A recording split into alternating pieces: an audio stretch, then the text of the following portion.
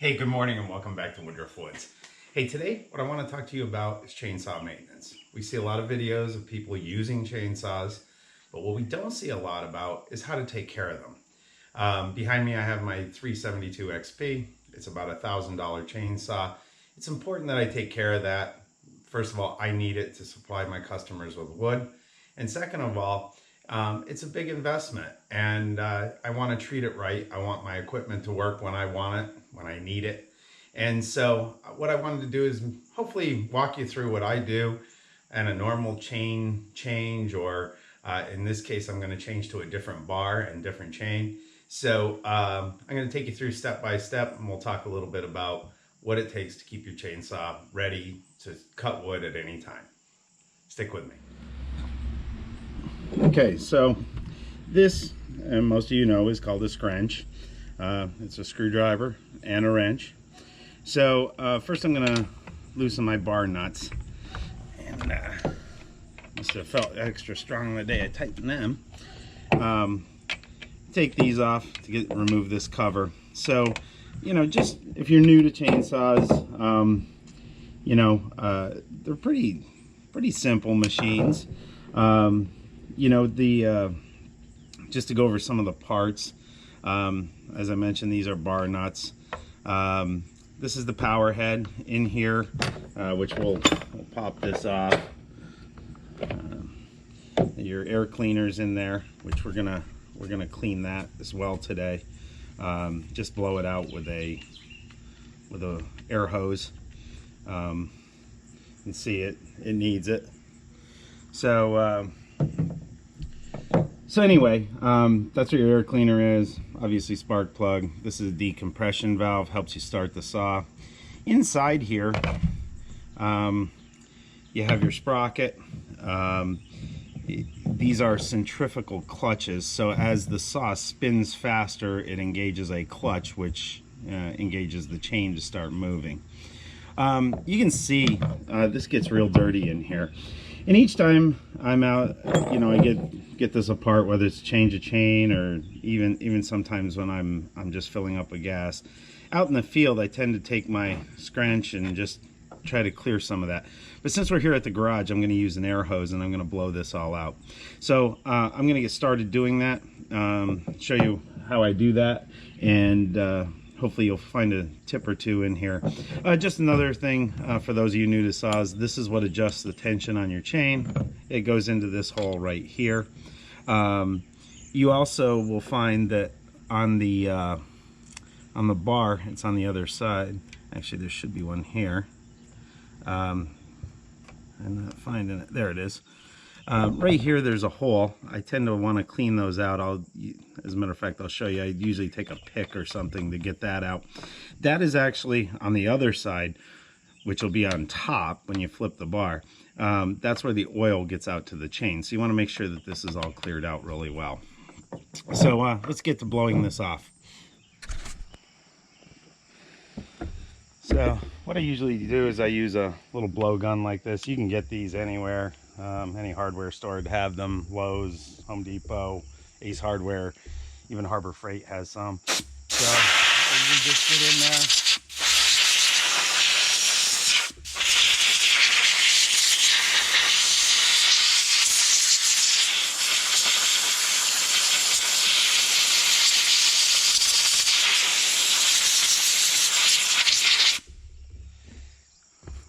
As you can see, that cleans it out really well. Actually, I see I got some right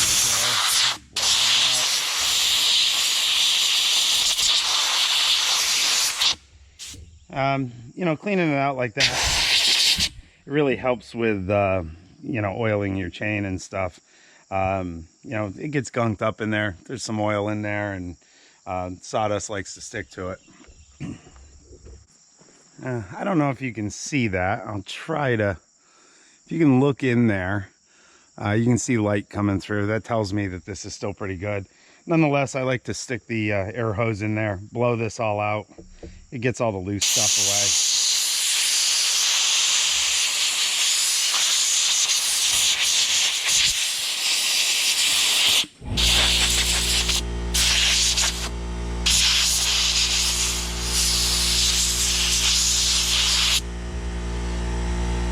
You can tell my air compressor kicked on. We're using quite a bit of air doing this, but anyway, that's all I do to clean that. I'm going to reinstall this so we can blow out the power head. I don't want to take a chance on blowing sawdust down into the carburetor where this connects. Now with the power head, I'm going to actually take the scrunch and just loosen up some of this. There's actually quite a bit on here this time. I was cutting Swedish torches, so doing a rip cut, and you get much finer sawdust when you do that, and it just seems to stick to everything. So got it loosened up, take the air gun, blow it out.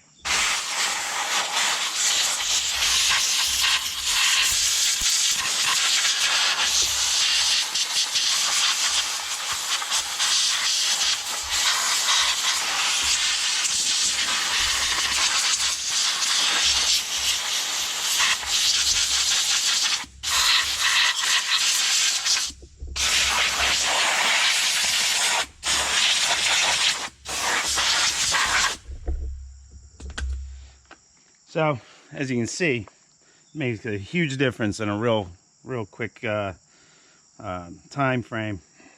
So what we're gonna do, we'll get back over on the tailgate. We'll go through making this change.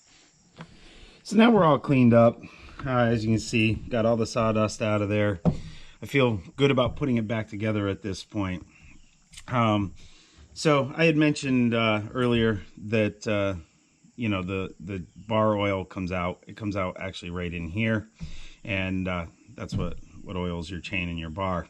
You know, I usually just look the saw over, make sure there's nothing loose. You know, a lot of times I'll check these nuts, you know, or screws, and make sure everything's tight. I just did that the last time, so I'm not going to bore you with that. But you know, I would like to take a quick look. The worst thing that can happen is be out there in the woods and have something go wrong. So today I'm actually putting on a 24-inch bar. You know, we all kind of watch the same channels here, and so Buck and Billy Ray Smith, he says, you know, having a longer bar makes it easier to buck a log because you're not bent over as much. He feels it's safer. So I've been wanting to get another bar just for bigger stuff, and so I went and I purchased this, and so I'm anxious to try it. Maybe in a future video I'll give my thoughts on you know, whether I believe that he's onto something or not. So anyway, when I put the chain on, I usually like to start in the sprocket. I like to make sure it's in there good. Then I tend to try to get my bar lined up. This one will be a little more difficult because it's longer. But get my bar on there, get it lined up, get the chain in there. I pulled it off the sprocket. And work my way out towards the tip, and then make sure that out here at the tip, which I'll turn you a little bit, I like to make sure that it gets into the sprocket, or into the nose sprocket properly. And we're out of I'm not sure this is gonna work.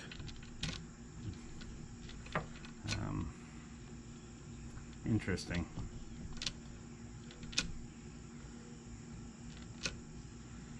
Well, I think I'm out of luck here. I may be putting my 20-inch bar back on. It appears that this chain isn't long enough, but 84 drive lengths. So, well, this is a good opportunity to show you this. So each bar has some writing on it. It's usually engraved. You can see that it's 24 inches. It's 0.050 gauge, and it runs a 3/8 chain with 84 drive links. If I go over to this, I get 24-inch bar, 0.050 gauge, 3/8 chain with 84 drive wings, so it should fit. I'm going to take another stab at this. As a matter of fact, I'll turn the camera off so I can wrestle with this a little bit. Make sure I didn't have something wrong as I'm trying to do camera work and work on the saw. I'll be right back with you. So we're back in business here. I actually used a different chain. Luckily I bought two. The other one did not seem like it wanted to fit on here. This one, candidly, is quite tight. But anyway, we'll put this cover back on. So you'll note right in here, pointed this out before, a lot of times you have to adjust this. And on this saw, oh, I'm sorry, I grabbed the wrong screw. You just turn this counterclockwise to shorten the distance. Knowing how tight this is, I'm going to start all the way at the back of this, because I have a feeling that's the only way I'm going to get this cover on. Oops. Put this down here, just make it a little easier to turn it.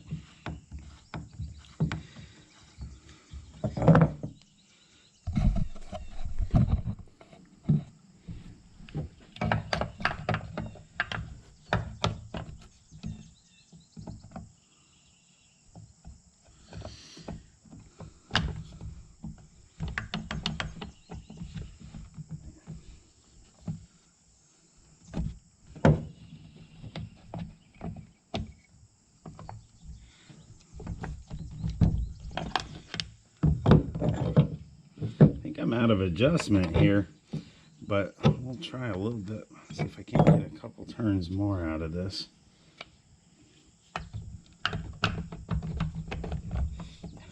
I promise you that this is usually not that difficult of a task, but I think I have the wrong bar. You know, I'm going to just take a look here. I indeed have the wrong bar for this. They sold me, it appears that this bar is for a different saw. So I'm gonna get this chain back off of here if I can, and I think I'll be returning that bar and purchasing a different one. I had even contacted Husqvarna. I always want to put an extra syllable in there. I had contacted them and said, would this fit my saw? And they said yes. And it appears that this is not for a professional grade saw. And I'll explain to you what I mean. So as I tried to get my tensioner to line up in these holes, the tensioner is hitting right about here. And when I put the 20-inch bar that I had taken off of here onto the saw, I could see that this was not lining up correctly. So for the purposes of this video, I'll just change the chain on here. Actually, I might even put the old chain back on. It was not dull. So I'll do that just to complete the video, and then it looks like I'm going to be running to the store. So stick with me a little bit further here. I'll get this off of here, and we'll put the other one back on. So we're back to the 20-inch bar. As I mentioned, I'm going to try to show you this and try to hold it. I usually like to take and clean these out. Now that'll be the side that's not oiling, so it's critical that I get this one cleaned out. It appears pretty clean. All I use is just a pick or an awl. That's your couple of dollars at Harbor Freight tool there. I also like to flip my bar every time I change a chain. I did decide to change it.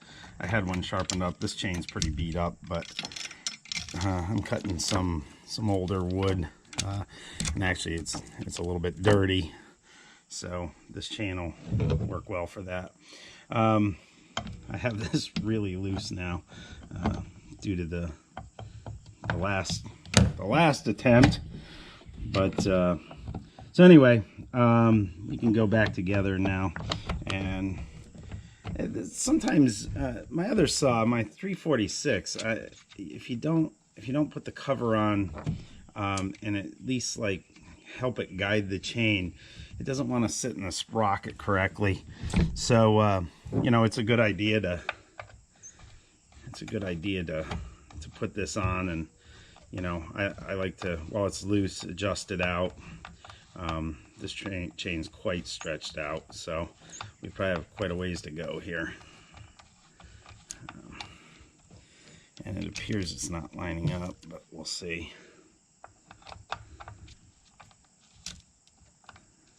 So I'm kind of snug there. I'll move the chain a little bit. It's probably a good idea to use your scrunch to do that so you don't cut yourself. I've done that before. So I'll just snug these, and once they're snug, I like to put the tip up on a log, or actually I'll use my milk crate that I carry all my gear in, and we'll go from there.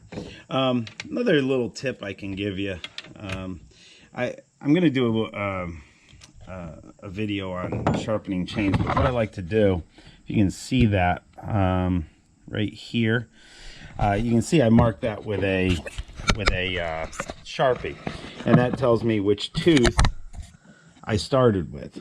So I'm going to turn you around so you can see what I do here. Typically I just get that up like that, and I make sure that I have good tension. It feels pretty good, and then I do my last tightening while it's up in the air like that. You can just lift up on the tip and do it. I find it's easier just to put it against something. So we got that. You know, another thing, and actually this is kind of a funny thing. My one buddy, I mentioned this in another video, he didn't know that you had to grease the sprocket, and a lot of times you don't. The bar and chain oil is good enough. I never buy a bar that doesn't have a greasable sprocket on the front. It does two things. One, it provides extra lubrication, clearly, but as you push that grease in, any dirt that's in there gets pushed out. So so I really like the idea of a greasable sprocket. I know Husky's competitor still doesn't offer that anymore. I think they made a huge error in doing that. But anyway, now you know how to do that. By the way, I should show you, this is just an Oregon grease gun. And so I'm going to gas this up, and actually I'm going to put it back in my carry-all. I have to do some other stuff today, so I probably won't get to sawing wood until, you know, maybe later today. I don't know. It seems like every day is an adventure around here.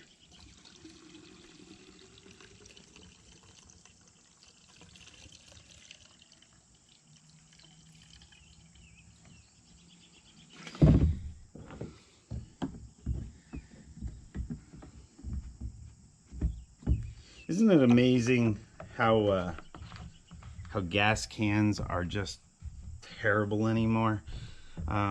You know, I understand you know, what the government was trying to do to make it a little safer, but boy, you know, the first thing I do when I get a gas can is go buy a different nozzle for it.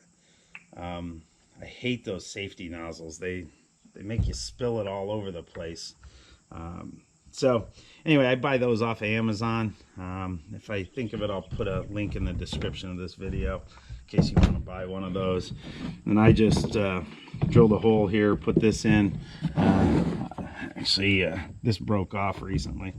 The other thing, for those of you do-it-yourselfers, one thing I've found really helpful is this is actually gear oil was in here.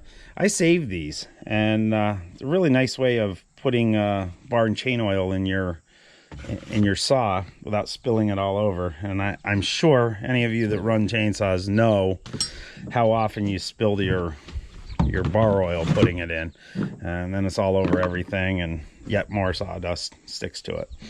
So anyway, that's how I maintain my saw.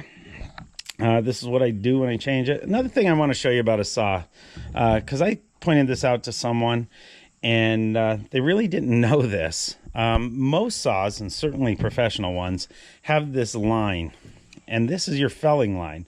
So basically, if I wanted to fall this towards the camera stand, I would point that, if I were cutting a tree, I'd point that actually probably just to the right of that, and the tree will fall that direction.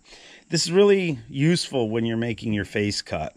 And I'll show that in another video where I make the face cut, and you can check that out. So anyway, thanks for watching, and hope to see you soon.